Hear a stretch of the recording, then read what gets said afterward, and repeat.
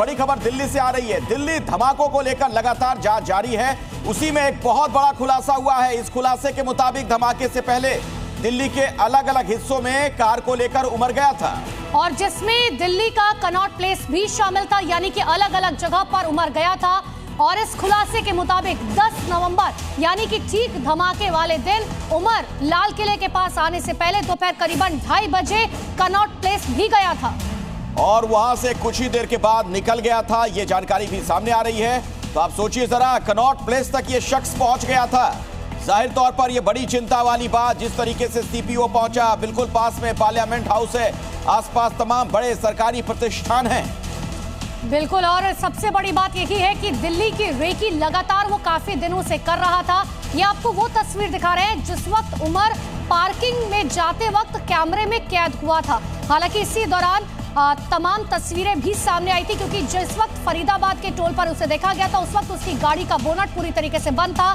लेकिन जब गाड़ी शाम को बाहर निकलती है तो गाड़ी का बोनट थोड़ा सा खुला हुआ था और पार्किंग में लगभग 3 घंटे तक यह कार खड़ी रहती है।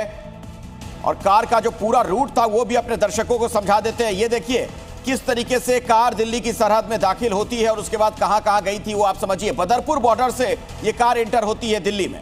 तो ये कार फरीदाबाद की अल फलाह यूनिवर्सिटी से सुबह 10 नवंबर को निकली। ठीक इसके बाद बदरपुर बॉर्डर होते हुए दिल्ली में दाखिल हुई और इसके बाद ओखला इंडस्ट्रियल एरिया में पेट्रोल पंप पर नजर आती है अखिलेश। उसके बाद कनॉट प्लेस जाती है कार, दरियागंज सुनहरी मस्जिद के आसपास के इलाकों में देखी गई और 3 घंटे के लिए कार वहां पार्क रहती है पार्किंग में। और उसके बाद ही ये धमाका होता है जिसमें कई लोगों की जान चली गई। और दिल्ली ब्लास्ट केस में एक बड़ा खुलासा हुआ है। अल फलाह कॉलेज में खड़ी थी ये गाड़ी जिसमें विस्फोट हुआ। 11 दिनों तक, समझिए 11 दिनों तक ये गाड़ी जो है वो कॉलेज में खड़ी रही। सूत्रों के हवाले से जानकारी आपको दे रहे हैं, उमर ने कॉलेज में गाड़ी खड़ी की थी और 29 अक्टूबर से लेकर 10 नवंबर तक ये गाड़ी वहीं पर पार्क थी। तो 11 दिनों तक ये कार वहीं खड़ी रही। i20 कार कॉलेज में पार्क की गई थी। ये एक बड़ी जानकारी अब निकलकर सामने आ रही है। 29 अक्टूबर से 10 नवंबर तक ये कार वहीं रही।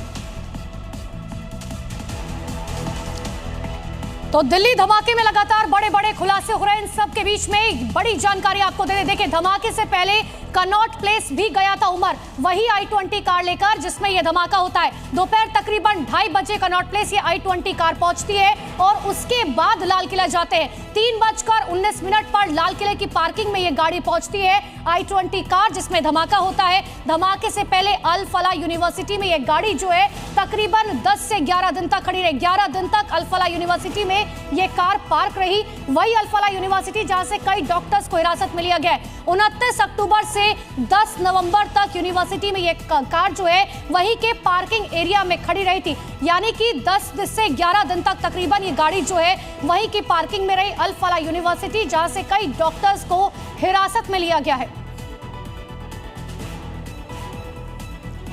और आइए इसी खबर पर विस्तार से जानकारी लेते हैं। राजू राज और हमारे साथ हमारे एक और सहयोगी इस वक्त जुड़े हुए हैं। उनके पास भी अमित भी हमारे साथ मौजूद है, उनके पास भी चलेंगे। लेकिन राजू, ये तो बड़ी चिंता वाली बात है जो एक जानकारी अब निकलकर सामने आई है कि जिस कार में ब्लास्ट हुआ वो सीपी के इलाके में, कनॉट प्लेस के इलाके में भी देखी गई थी। सीपी तो वो जगह है जो दिल्ली का दिल जिसे कहते हैं, आसपास में पार्लियामेंट हाउस से लेकर तमाम बड़े सरकारी प्रतिष्ठान हैं।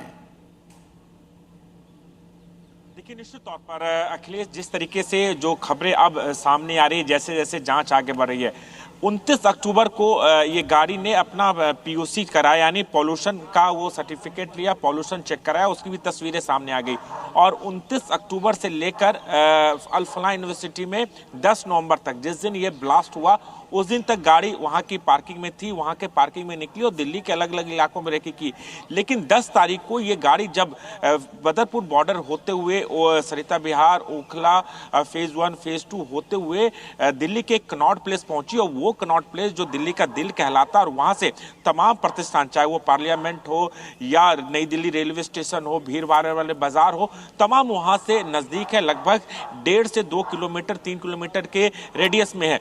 उसके बाद वो वो गाड़ी मयूर विहार होते हुए अब यहाँ पर पहुंचती है लाल किले की पार्किंग में। लाल किले की पार्किंग में 3 घंटे तक लगी रहती है और इंतजार किया जाता है, और उसके बाद लाल किले से के बाद आप यहाँ पहुंचते हैं लाल किले के गेट नंबर 1 के पास, जहां पर यह ब्लास्ट होता है। तो काफी वक्त था तमाम चीजों को समझने के लिए।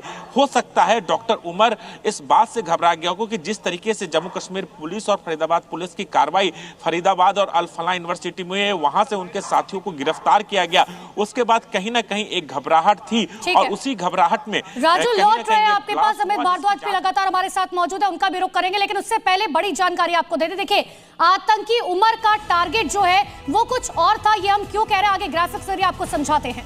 दरअसल खबर यह आ रही है कि पैनिक अटैक की वजह से यह धमाका हो गया। जांच एजेंसियों की सख्ती से उमर घबरा गया था। गाड़ी लेकर कहीं और जाना चाहता था उमर। अधूरे आईईडी की वजह से चलती कार में अचानक से जोरदार धमाका होता है। जांच एजेंसियों को मिले हैं कुछ अहम सुराग, और जिस तरीके से यह पता चल रहा है कि पैनिक अटैक की वजह से वहां पर धमाका हो गया, इसका मतलब यह कि जो उनकी साजिश थी कुछ बड़ी साजिश थी।